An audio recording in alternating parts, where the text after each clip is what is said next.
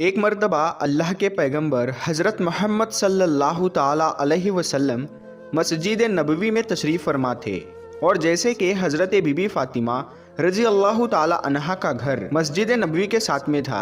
हज़रत बीबी फ़ातिमा के घर से नन्हे हज़रत हसन और हुसैन की रोती हुई आवाज़ मस्जिद नबवी के अंदर तक आ रही थी। आप सल्लल्लाहु ताला अलैहि वसल्लम ने जैसे ही हसन और हुसैन की रोने की आवाज़ सुनी तो आप सल्लल्लाहु ताला अलैहि वसल्लम की आंखें नम हो गई। आप बेचैन हो गए और हज़रत फ़ातिमा के घर की तरफ चल दिए। हज़रत बीबी फ़ातिमा रज़ी अल्लाह ताला अन्हा अपने घर में बैठी हुई है। आप सल्लल्लाहु ताला अलैहि वसल्लम ने दरवाजे पर खड़े होकर फरमाया, ऐ बेटी फ़ातिमा, मैं आपके घर के अंदर आना चाहता हूँ।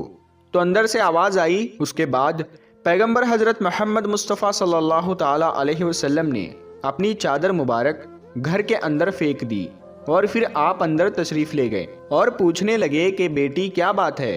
तो हज़रत बीबी फ़ातिमा ने कहा, बाबा जान, घर में इतना बड़ा कपड़ा नहीं है कि मैं अपना पूरा बदन ढक सकूं, इसीलिए मैंने अपने बदन को आपके चादर से ढका है। उसके बाद हज़रत मोहम्मद सल्लल्लाहु ताला अलैहि वसल्लम ने अपनी प्यारी बेटी हज़रत फ़ातिमा के चेहरे की तरफ देखा तो आप बेचैन हो गए, क्योंकि हज़रत बीबी फ़ातिमा बीमारी की हालत में लग रही थी। उनका चेहरा जर्द और आंखों के नीचे गड्ढे साफ जाहिर हो रहे थे। उसके बाद हज़रत बीबी फ़ातिमा रज़ी अल्लाह ताला अन्हा ने फरमाया, ऐ मेरे बाबा जान, आज आप अपनी बेटी को माफ़ कर देना, क्योंकि आज आपकी बेटी आपके इस्तकबाल के लिए दरवाजे तक नहीं आ सकी। कई दिनों से लगातार भूखा रहने की वजह से आपकी बेटी का जिस्म इतना कमज़ोर हो चुका था कि अभी वो उठने के काबिल भी नहीं है। तो ये सुनकर पैगंबर हज़रत मोहम्मद सल्लल्लाहु ताला अलैहि वसल्लम की आंखों में आंसू आ गए। उसके बाद हज़रत बीबी फ़ातिमा ने फरमाया, बाबा जान, हुक्म फरमाइए।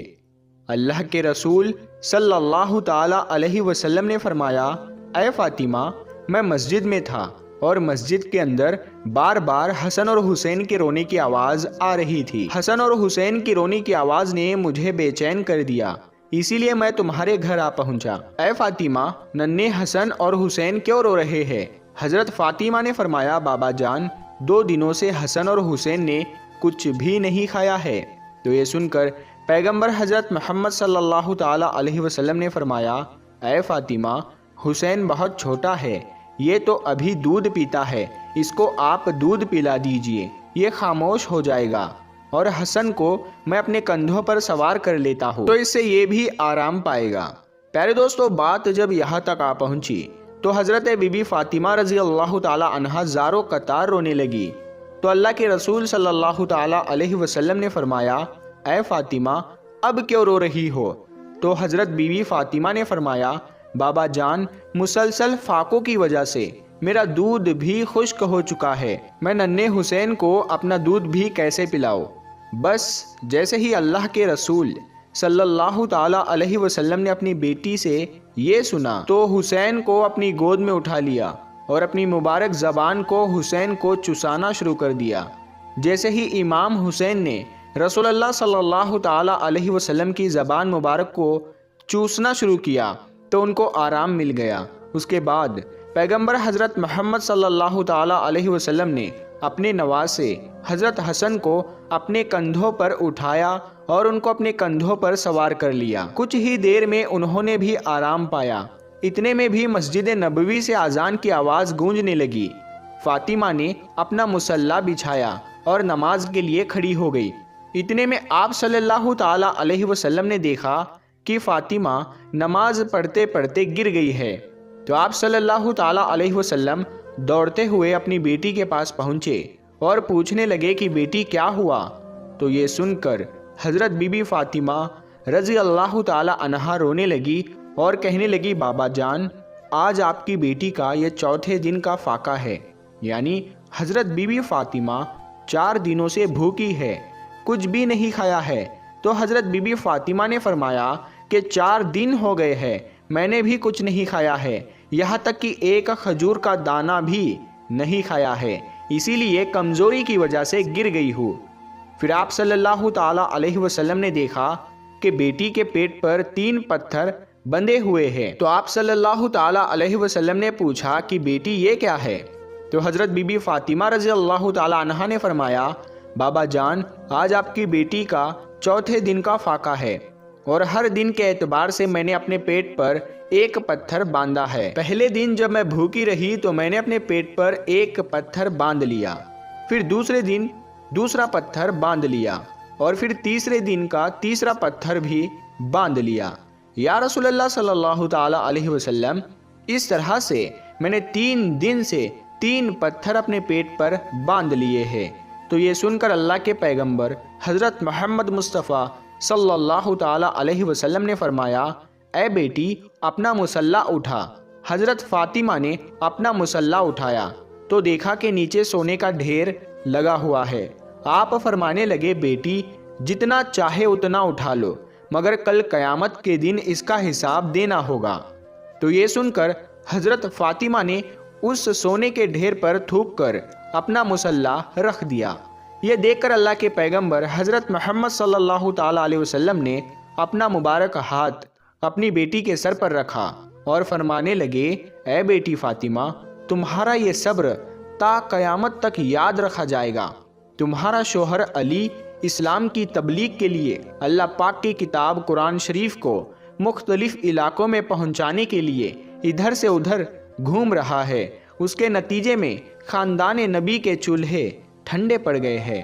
ए बेटी फ़ातिमा, सब्र करो, अल्लाह सब्र करने वालों के साथ है। दोस्तों, उसके बाद पैगंबर हज़रत मोहम्मद सल्लल्लाहु ताला अलैहि वसल्लम ने अपनी कंबल को अपने पेट से हटाया तो हज़रत बीबी फ़ातिमा ने देखा कि उनके पेट पर 3 पत्थर बंधे हुए हैं, जबकि अल्लाह के रसूल सल्लल्लाहु ताला अलैहि वसल्लम के पेट पर 4 पत्थर बंधे हुए हैं।